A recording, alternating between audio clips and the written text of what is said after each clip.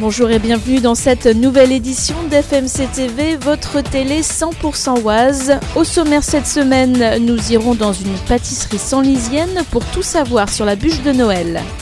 Et puis cette année encore, le salon Mains et Merveilles de l'Oise va réunir des artisans du département. Nous avons rencontré 2 créatrices. Et à Noël, personne ou presque n'échappe à la tradition des cadeaux. Et vous, comment gérez-vous votre budget? Nous écouterons vos réponses. Nous nous rendrons également au musée du cheval de Chantilly à la découverte du tout nouveau spectacle équestre qui s'annonce riche en péripéties et de toute beauté. Lors des fêtes de fin d'année, une pâtisserie traditionnelle fait toujours chavirer plus d'un gourmand. Il s'agit bien sûr de la bûche de Noël. Souvent recouverte d'une généreuse couche de chocolat qui rappelle la couleur du bois, la bûche de Noël rencontre chaque année le même succès. Et si ce dessert reste incontournable pour beaucoup, ce n'est pas par hasard. C'est quand même un des gâteaux traditionnels de cette période. Pourquoi? Parce que c'est familial. Ça permet aussi de découvrir d'autres parfums, d'autres arômes qu'on n'a pas l'habitude de découvrir dans l'année. Et puis ça reste malgré tout ancré en chacun de nous, notre enfance.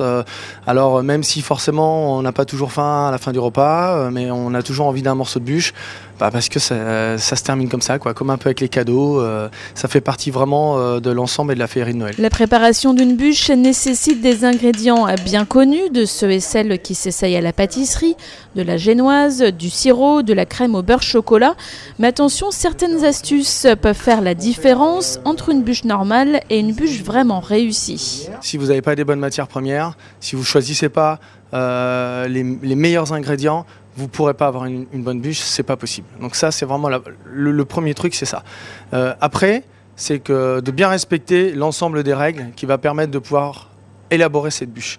Et après, je dirais la cerise sur le gâteau, c'est quand on est capable, sur le plan artistique, de pouvoir différencier sa bûche par rapport aux autres bûches, de lui donner un petit coup de peps, un petit coup de rigolo, un petit coup de tradition, enfin ce qu'on veut, mais ça c'est quand même le petit plus qui permet de se différencier par rapport aux autres. Et les bûches de Noël ont beaucoup évolué ces dernières années, notamment grâce à la modernisation du métier de pâtissier. Les nouvelles techniques qui ont émergé ont permis aux artisans de tester de nouveaux arômes avec de la fraise ou encore du chocolat blanc, autant de saveurs à partager en famille lors du réveillon. Cathy est une artiste. Chez elle, près d'Agnetz, cette femme a créé des luminaires atypiques et aériens.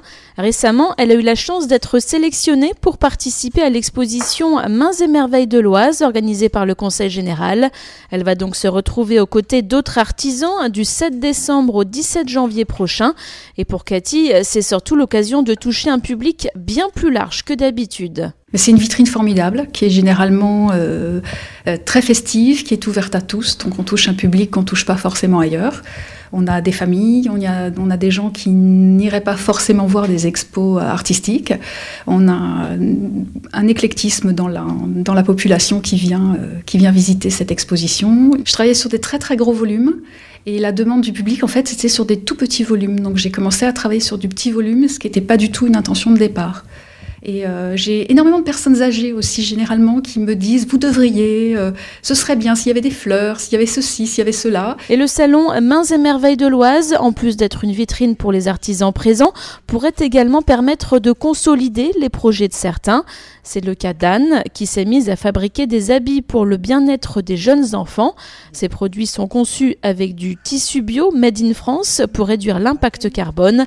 Un concept qu'Anne espère bien développer dans un futur proche. C'est un événement exceptionnel dans un lieu d'exception. C'est tout ce qu'on peut souhaiter à quelqu'un qui démarre son entreprise et qui fait de la qualité. Le projet de l'entreprise, c'est que ça démarre localement et puis que ça puisse s'aimer, non seulement au niveau du concept de vêtements, mais après au niveau de la vente, que ça puisse servir à tous les bébés et aussi les prématurés. Mains et Merveilles de l'Oise pourrait donc, après la couveuse d'entreprise BGE à Beauvais, être pour Anne une chance supplémentaire de se faire connaître et de développer son activité.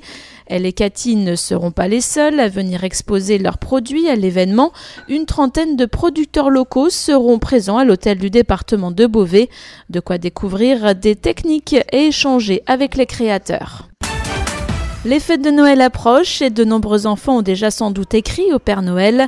Alors que de plus en plus de personnes ont des difficultés à boucler leur fin de mois, comment les Isariens comptent-ils gérer leur budget réservé aux fêtes en 2013 ? Écoutons vos réponses. Pour la petite, c'est sûr, ce sera dans les plus de 100 €. Pour la grande, c'est pareil, 120 ou 130. On verra. Pour ceux combien ils n'ont pas encore choisi leur cadeau. Écoutez, j'en sais strictement rien, c'est ma femme qui gère ça. Je ne peux pas vous dire, a priori, il y aura... on va dépenser sans doute un peu plus parce qu'on reçoit plus de monde. J'ai déjà prévenu mes neveux et nièces que personne n'aurait de cadeau cette année. Les cadeaux, je dirais maximum 400 €. J'attends de voir encore comment les commerçants vont proposer les produits, les promotions. Pour l'instant, je ne fais rien encore. Ça évolue très mal parce qu'on est obligé de se mettre à plusieurs en famille pour justement pouvoir faire des cadeaux aux gosses parce que la vie elle coûte trop cher et voilà. On verra selon le budget et selon comment on est payé aussi. Parce qu'il y a les salaires, les cadeaux augmentent mais pas les salaires. Je pense que je vais réserver à peu près 200 € cette année. Moi c'est un peu particulier parce que j'ai pas d'enfant, donc c'est très différent. Mais c'est vrai que par rapport à l'année dernière, c'est un peu plus serré. À peu près 150 €. Vu la crise, mais c'est vrai que c'est en baisse quand même. Hier j'ai investi pratiquement 150 € en plus. Et là, j'ai pas le choix, hein. C'est comme tout le monde. Par personne, après ça dépend, parce que maintenant il y a beaucoup d'adolescents qui préfèrent avoir carrément une enveloppe avec de l'argent pour en disposer comme ils le souhaitent. On va dire, je sais pas, 50, 60 €. Oh, dépenser moins, non, je pense pas. Non, parce que la situation, si vous voulez, personnelle, n'a pas régressé.